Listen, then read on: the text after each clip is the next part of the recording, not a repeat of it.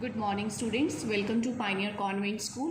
8th standard SST का topic mineral resources करेंगे आज हम। Now what is mineral?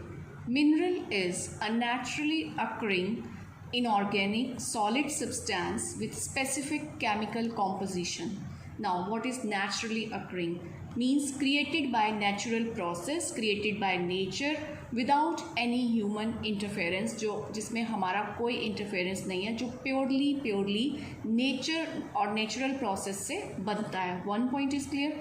Inorganic, जिसमें कोई भी लिविंग बीइंग का रिमेन ना हो, मीन्स ना तो ह्यूमन बॉडी का और ना ही प्लांट्स का, उसका कोई रिमेन नहीं होता। जो रिमेन होते हैं वो ऑर्गेनिक होते हैं और जिनमें नहीं होते वो इनऑर्गेनिक। सॉलिड सब्सटेंस होते हैं और इनका एक स्पेसिफिक केमिकल कॉम्पोजिशन होता है, मीन्स इनका एक केमिकल स्ट्रक्चर होता है। Now where it is found?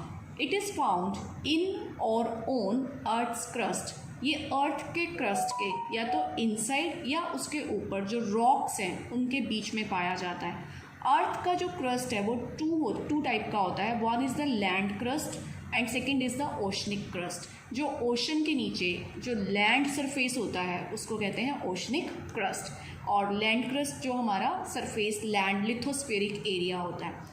Minerals के फीचर्स होते हैं physical features and then chemical features. Physical features में क्या क्या चीज़ें काउंट होती हैं? उसका अपीयरेंस कैसा है, कलर कैसा है, उसमें हार्डनेस कितना है, लस्टर मींस चमक कितनी है, और डेंसिटी लेवल क्या है। और केमिकल फीचर्स होते हैं कि वो सॉल्युबिलिटी और उसका reactivity with other material, other minerals and with the atmosphere. Now इन्हीं फीचर्स के बेस पे हम मिनरल्स को 3 टाइप्स में डिवाइड करते हैं: मेटेलिक, नॉन मेटेलिक और एनर्जी मिनरल्स।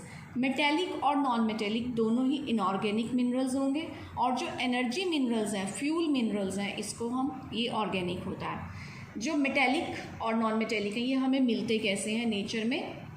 ये रॉ फॉर्म में ओर में मिलते हैं। Now what is this ore?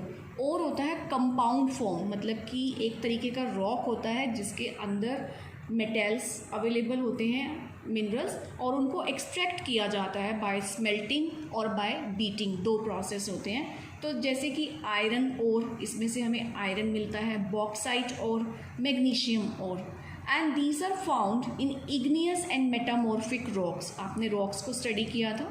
3 types की रॉक्स होती हैं: इग्नियस, सेडिमेंट्री एंड मेटामॉर्फिक। तो जो ये मेटेलिक मिनरल्स हैं, these are found in igneous and metamorphic rocks, and metals are separated from the ore, और मेटल को इन्हीं ओर से सेपरेट किया जाता है। एंड इस टाइप के जो मिनरल्स होते हैं, दीज आर हार्ड, ये हार्ड होते हैं। लस्ट्रस मीन्स इनमें चमक होती है, शाइन होती है। नॉन मेटेलिक इनऑर्गेनिक मिनरल्स है which don't contain metals, name से ही क्लियर है non metallic, and these are generally sand and soil based. और अगर हम इनको मेल्ट करें तो no new product is generated when they are melted. अगर हम इस और को मेल्ट करते हैं तो इसमें से हमें मेटल प्रोडक्ट मिलता है, लेकिन अगर हम इन ऑर्स को मेल्ट करें तो हमें कोई भी नया प्रोडक्ट नहीं मिलता। Example: nitrate, potash, granite, sulphur, mica, gypsum etcetera. Now we will talk about energy minerals. Energy minerals are organic. Organic से मैंने आपको बताया था जिसमें ह्यूमन और प्लांट्स के रिमेन्स होंगे।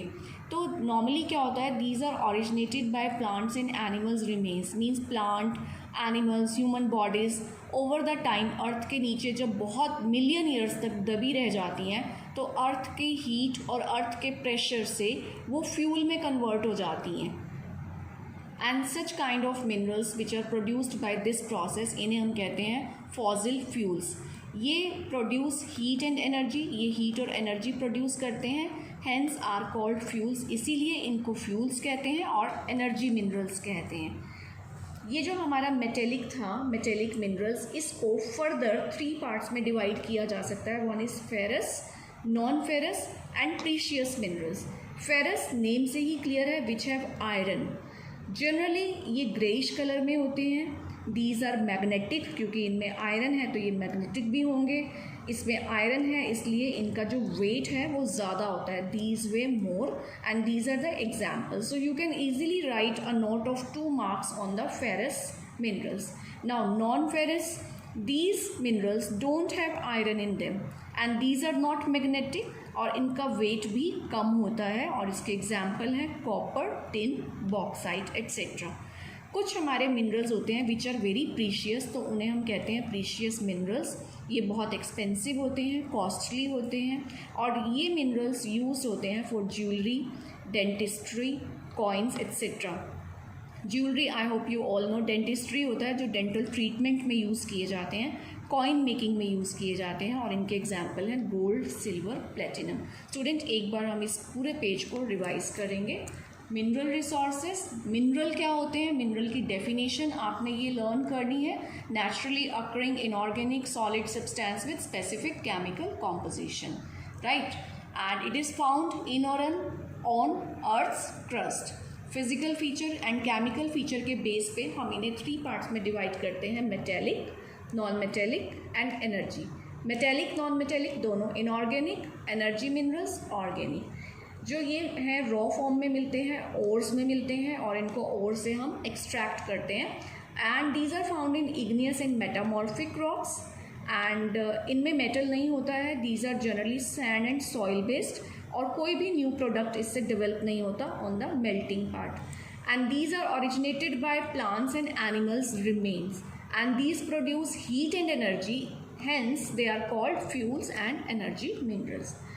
मेटेलिक को फर्दर 3 पार्ट्स में डिवाइड किया जाता है, फेरस, नॉन फेरस, प्रीशियस। बहुत जल्दी इसका एक रिकैप ले लेते हैं। Ferrous which have iron, non ferrous don't have iron, generally greyish होते हैं, these are magnetic, these are not magnetic, these weigh more, इनका वेट बहुत ज़्यादा होता है, एंड दीज वे लेस, इनका वेट कम होता है।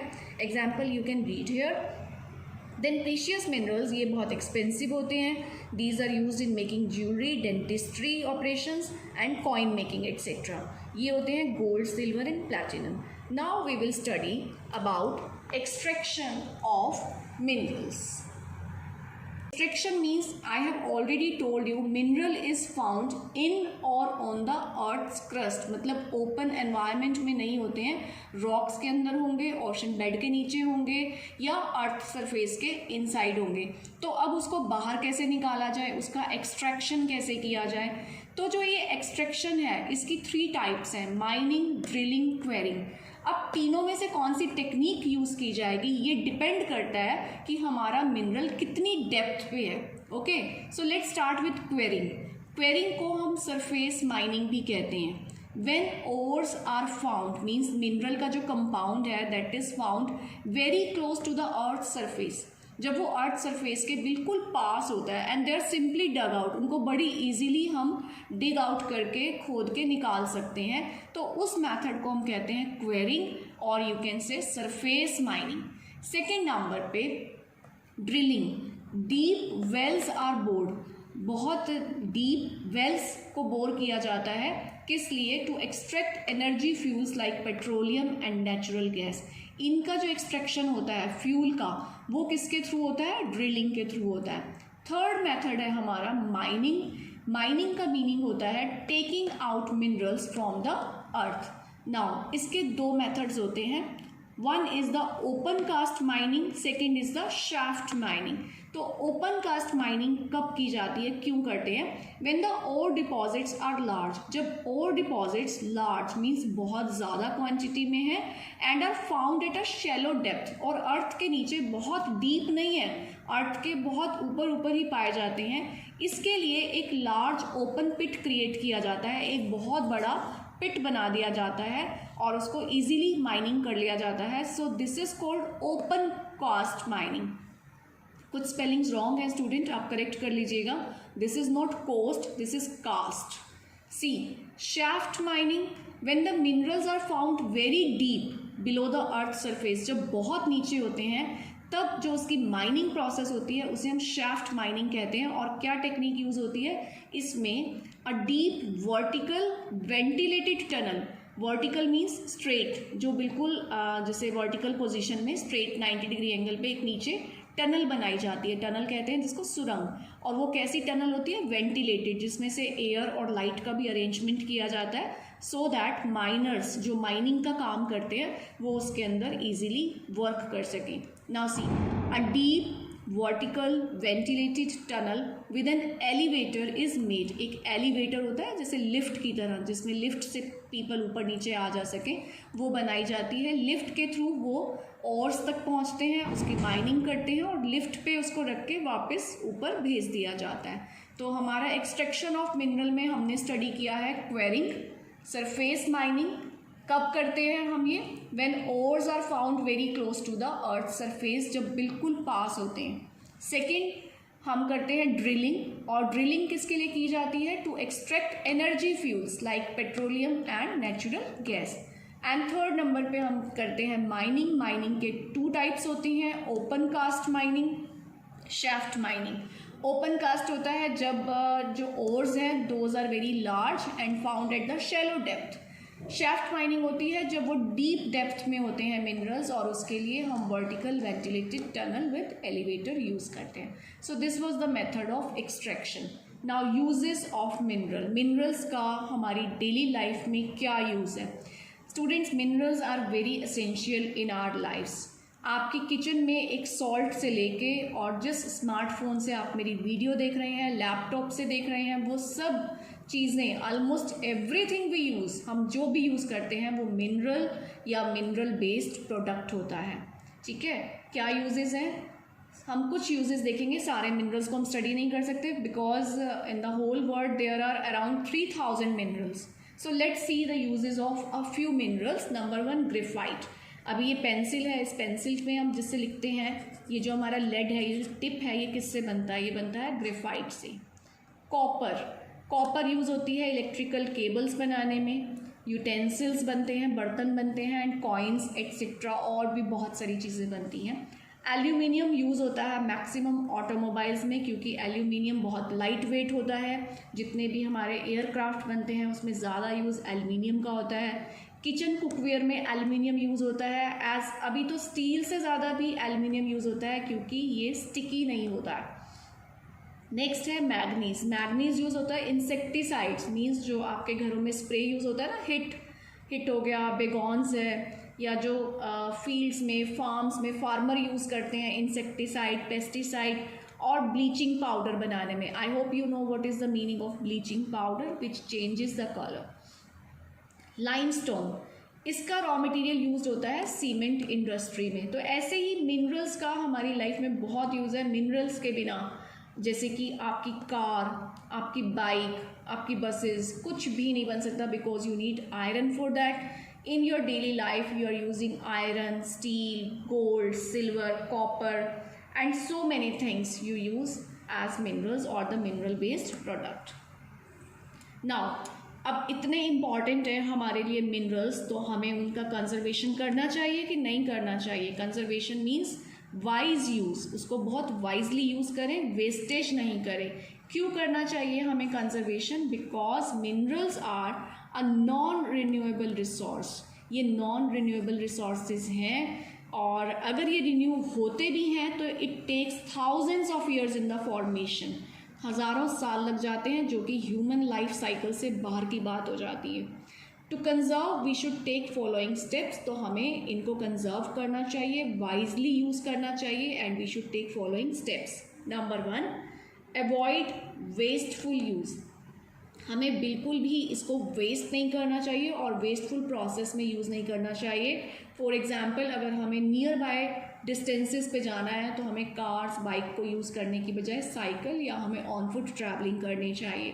If we go to office तो हमें पूल कर लेना चाहिए कि हम 4 लोग इकट्ठा होकर एक कार में चले जाएं।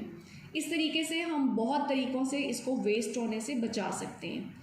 रिसाइकलिंग कर सकते हैं, जैसे स्टील है, आयरन है, उनको डिस्पोज करने की बजाय हम उन्हें रिसाइकल करके फिर से रीयूज़ करें।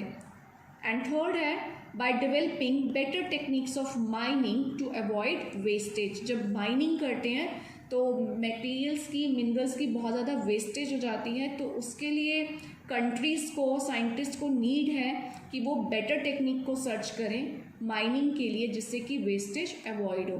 तो बहुत सारे इन वेज को यूज़ करके हम मिनरल्स को कंजर्व कर सकते हैं, अपने रिसोर्सेज को।